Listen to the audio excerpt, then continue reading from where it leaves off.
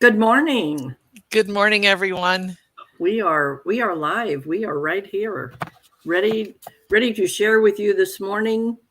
And I hope everyone is enjoying this beautiful, beautiful sunshine. What a blessing it is to be able to look out the window and see the beautiful sunshine and the fall leaves that are still on the trees. And then there are those that are beautiful on the ground that we have to take care of, which is another kind of blessing. So, before we get started, I would like to say yesterday, Pastor Lydia asked us to grab a pen and a paper. So I would like to invite you to go ahead and do that again now, just in case we have a little exercise that we might ask you to participate in.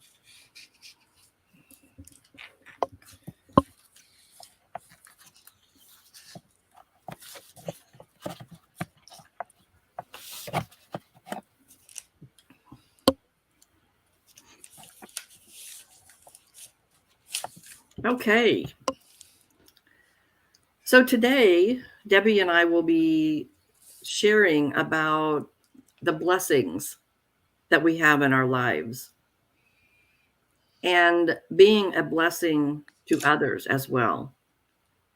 Our worship service yesterday truly was a blessing. Not just the music, not just the message, but all the other things that we take for granted. And we take so many blessings for granted.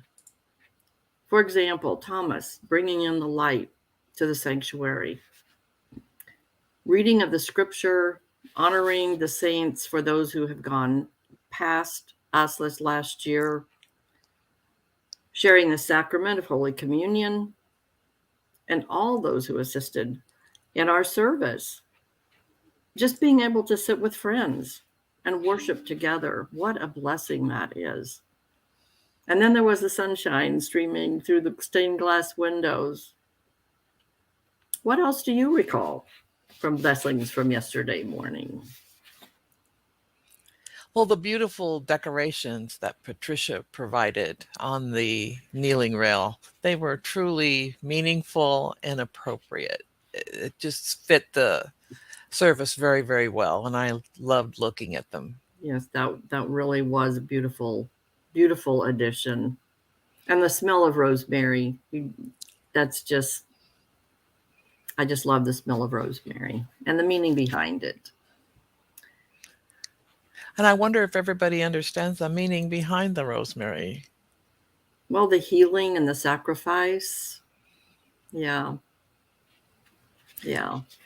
Well, and the saints that went before us, I was thinking about that, and I look back in my own family and I think of how many things I do today that are grounded in what they taught and what they lived, and how Lydia talked about her grandfather and how his life touched hers in such an important way.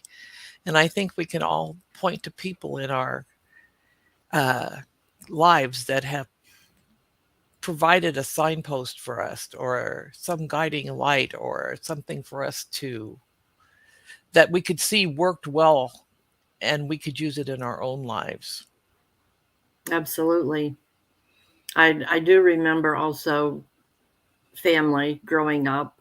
I grew up in the Methodist church, but my grandparents on my dad's side were Nazarene.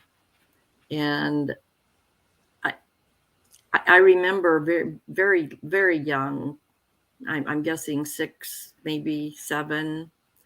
And they enjoyed, and I did too, having them pick me up on Wednesday night and take me to church with them. Um, and it so impressed me and blessed me at the same time that everyone would stand up and then they would turn around and kneel at the pew where they were sitting. So they used their pew as the chancel rail.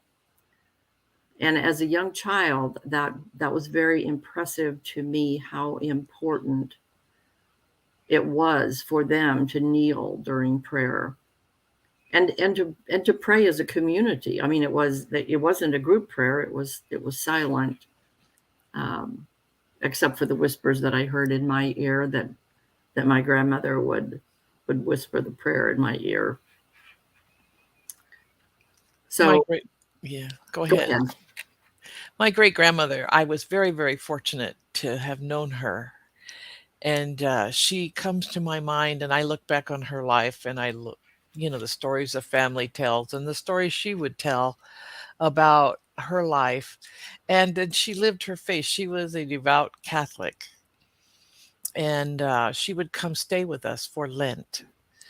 And she had her hat for church on the nightstand, and she always had a dress to wear, and the hat had a little net veil, and she never failed to attend mass. And of course, she would take us with her.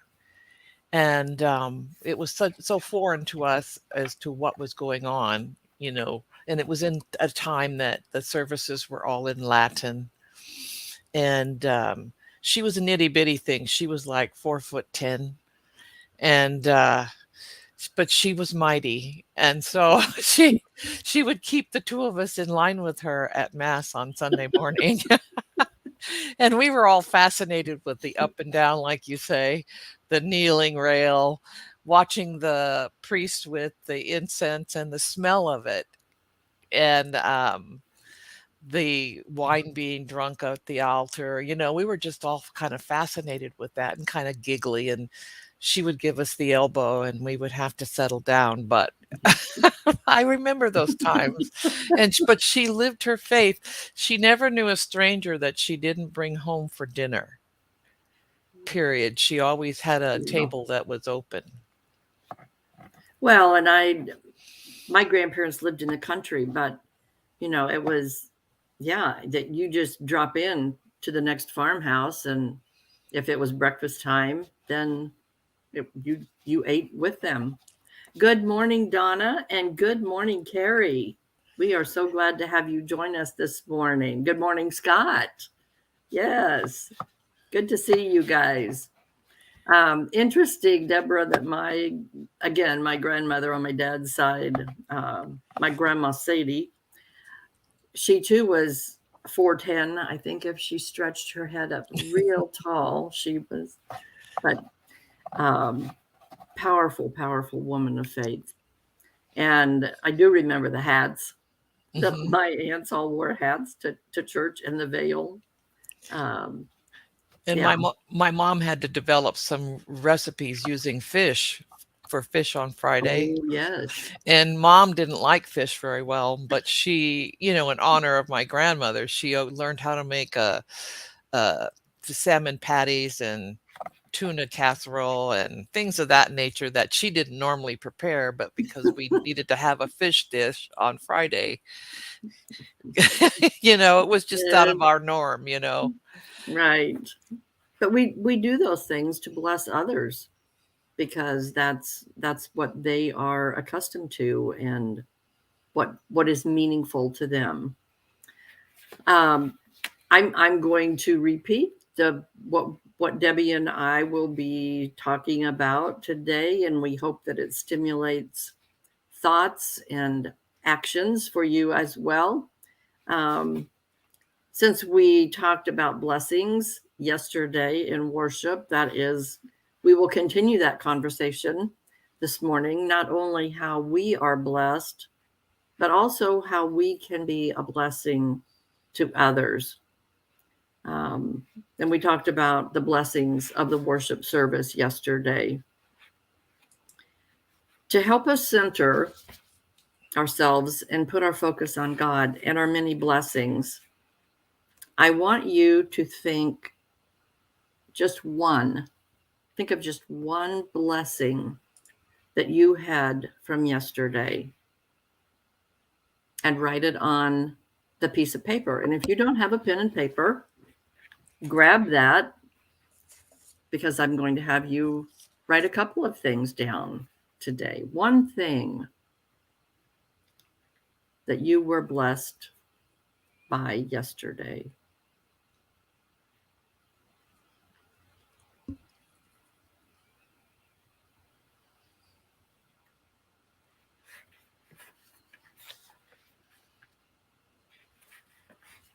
And now I want you to close your eyes and just focus on that one blessing and thank God for that blessing and how it affected you yesterday.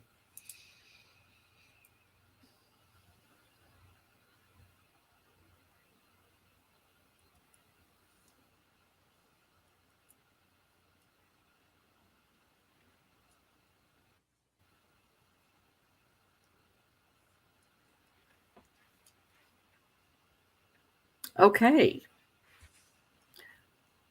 So we all know that giving God praise and thanks is what he wants us to do.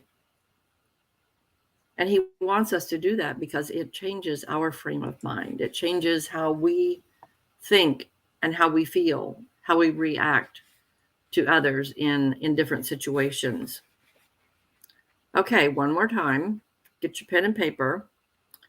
Think about one situation or a time from yesterday, just yesterday, that you were a blessing to someone else.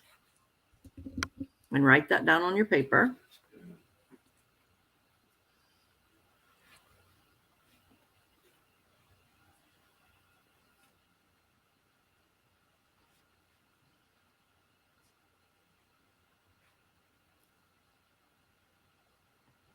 And the second part, close your eyes and thank God for that one situation or that one time yesterday that you were a blessing to someone else.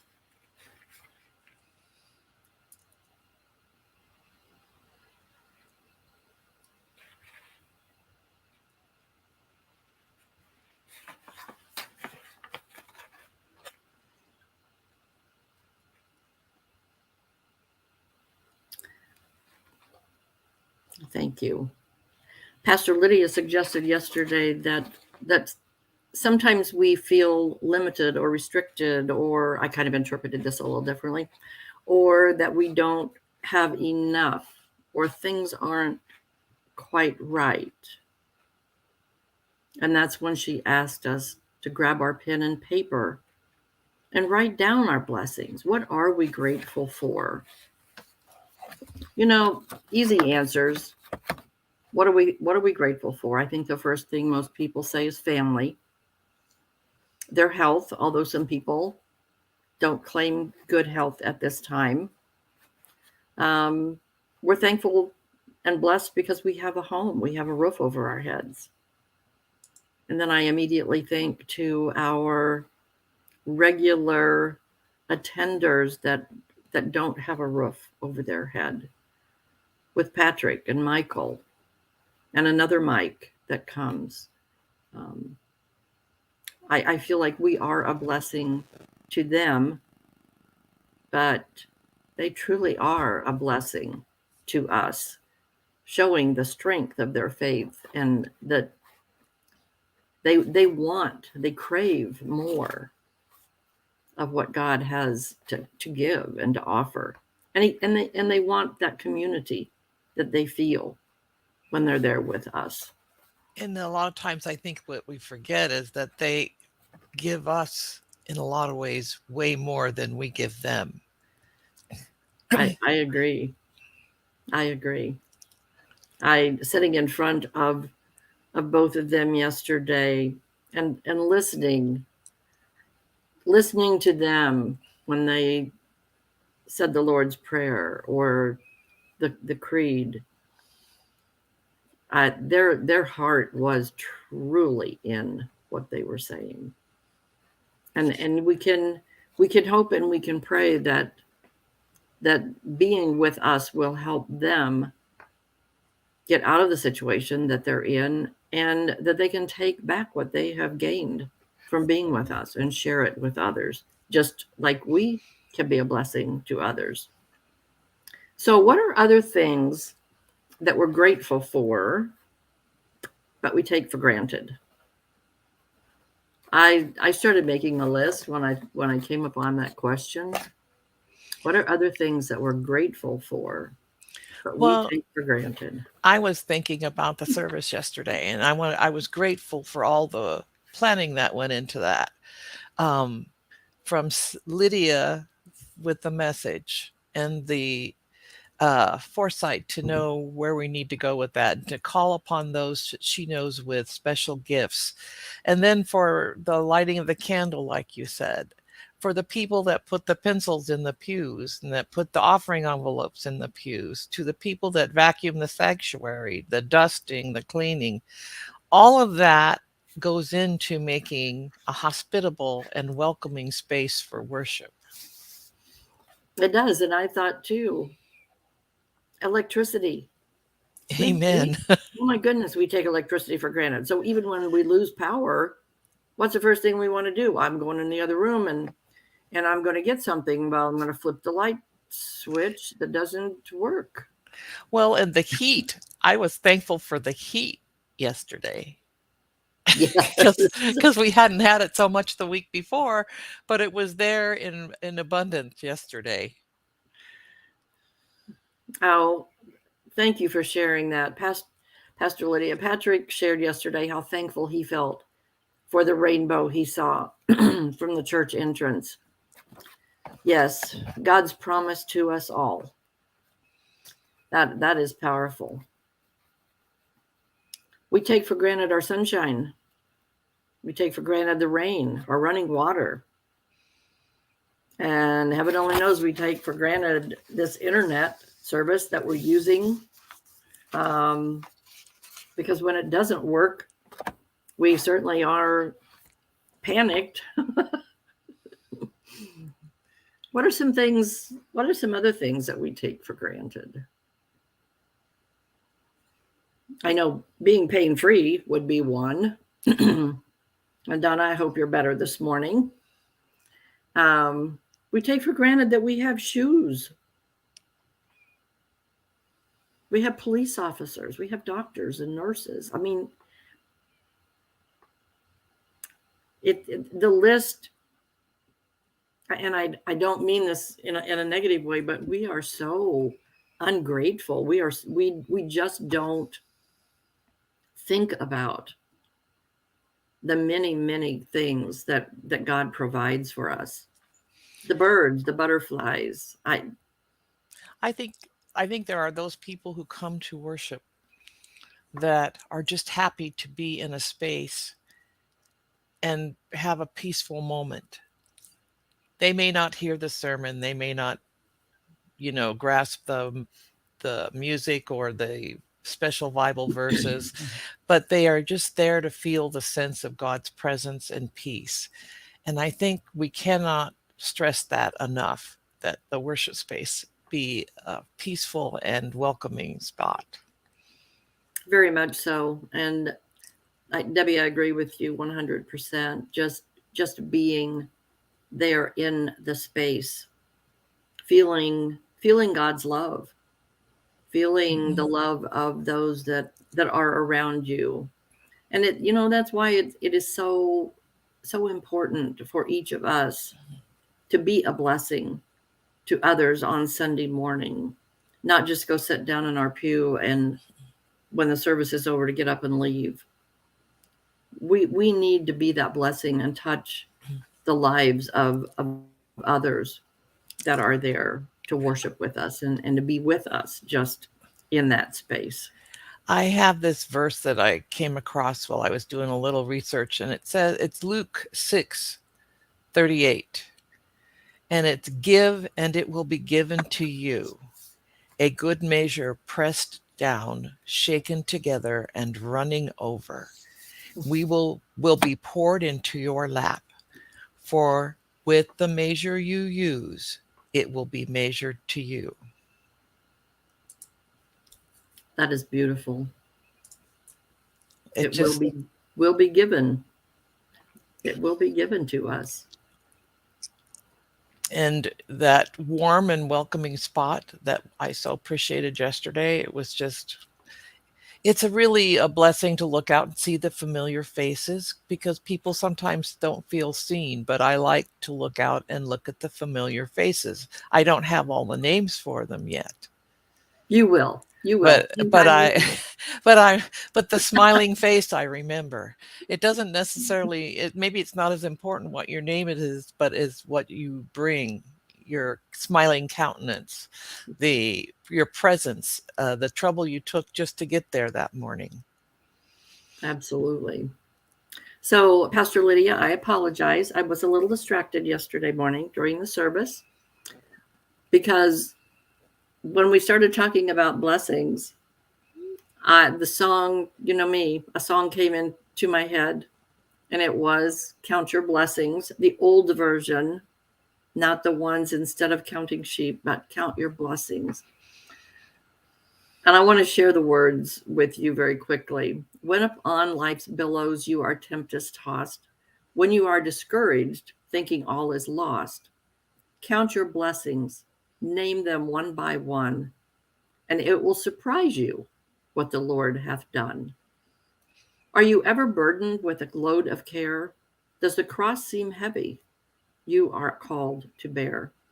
Count your many blessings, every doubt will fly, and you will keep on singing as the days go by. Count your many blessings, name them one by one, and it will surprise you what the Lord hath done. So, amid the conflict, whether great or small, do not be disheartened. God is over all. Count your many blessings, angels will attend, help and comfort give you to your journey's end. So, that song, that melody was ringing in my head, and when I got home I had to go to the internet, of course, and look up the words, and then because I knew that I wanted to share those with everybody this morning. Well, it's funny you should do that song, Sue, because that just brought me a special memory from my childhood. We didn't we had a very old pickup truck, and my mom would take us places and we'd go run errands in it, and sometimes it didn't work very well, and we would get, one time we got stuck in a intersection, and she's frustrated trying to make sure that we get out of there safely. But in the car, because we had no radio in the truck, we would sing and we would be the radio. And that's one of those songs that we would sing. And that's why I know all the words to that one, because we did that in the car. She didn't sing that so much when the truck broke, but it was like, Well, of course not. Oh, something else that I have heard repeatedly, that something isn't a sprint, it's a marathon. And that truly is God's expectations for us to grow. It's not a sprint, it is a lifelong marathon. And just, like Deborah and I have been able to reminisce a little bit this morning about when we were young and growing up. That's part of the marathon. And one week we will talk about being a Christian from, well, when do you remember being a Christian? When did that happen? Or do you know when it happened? So we'll be talking about that also. God calls us to be a blessing to others. He truly does. And we talked about that last week, how we can be a blessing to those in our community, in our neighborhood, who are our neighbors. We talked about that. And we shared ways that we could be good neighbors. God also calls us to use our talents, sharing our talents, not only through words and actions, but through love and compassion for others. So on your piece of paper, take your pen and write down at least one talent that you have. Don't be shy. Nobody's going to see your paper but you. So brag on yourself a little bit. What are those talents that And God has given you? don't take the easy out and say you don't have any, because we know different. Yeah. Everybody got something. Everybody gets something. And a lot of people get a bundle of talents.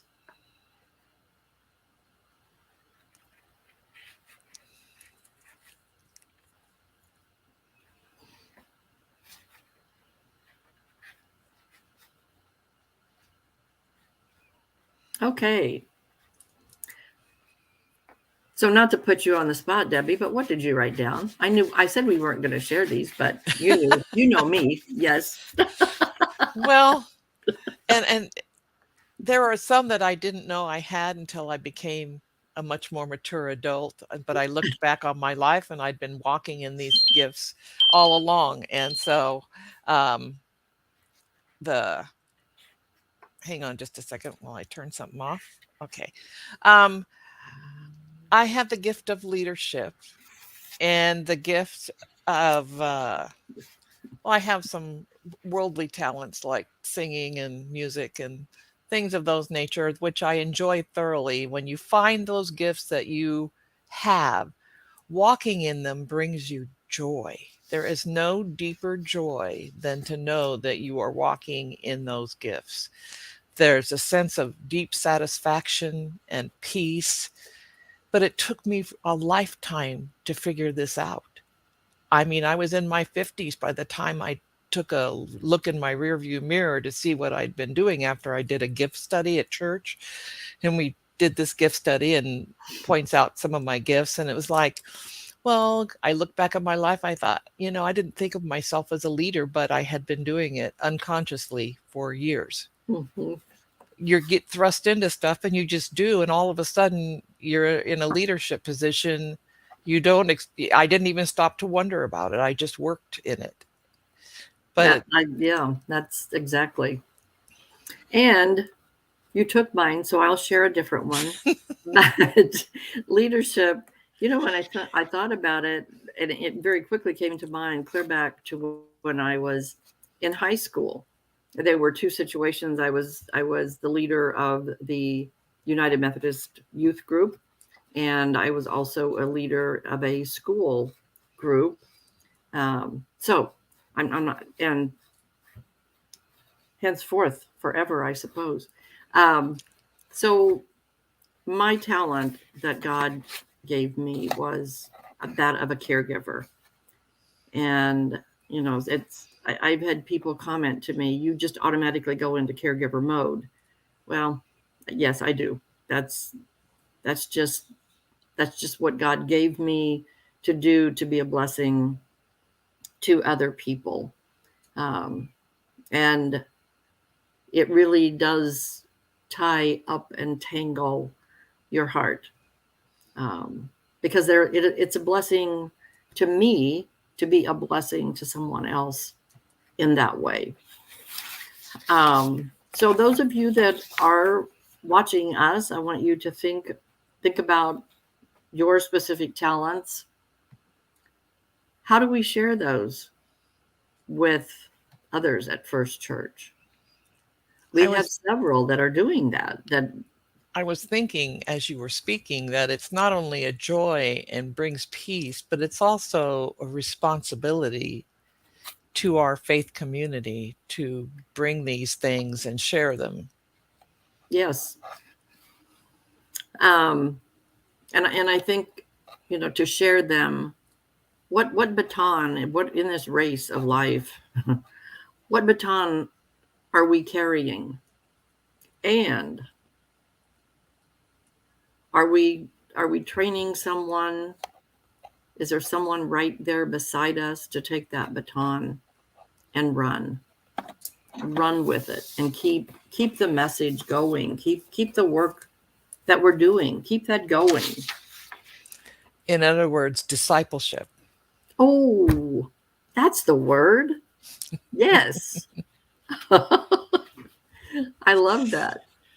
Well, So this, the the disciples had to take it on faith as they were going around and preaching the word that it would spread and it would grow. I don't know that they had enough faith to see where it is today, with the, had the magnitude with which it grew. And as they look down upon all of us, I wonder if they are just as amazed today as they were when they started. I think they might even be more amazed that we are able to continue in this crazy world. I see our time is up. I want to share with you one final thing from from an email that I received this morning. It is from UnitedMethodistChurch.org. How timely for this to come this morning. Dear God, we thank you for the countless ways you bless us each day, for smiles you place along our path, for the peace we find in creation. Help us to live in a spirit of gratitude, to see your presence surrounding us, and to embrace each moment with joy. As we connect with each other, may we rise above our differences and find the blessed community you intended, one full of support, empathy, and kindness. Dear God, we thank you for the opportunity to draw close to one another, to share hope, grace, and faith, to love unconditionally as you love us. Amen. And with that, I say, Amen. Thank you for joining us. Thank you for being a blessing to so many. And let's make it happen each and every day this week that we are being a blessing to someone else. Thank you. Have a beautiful week.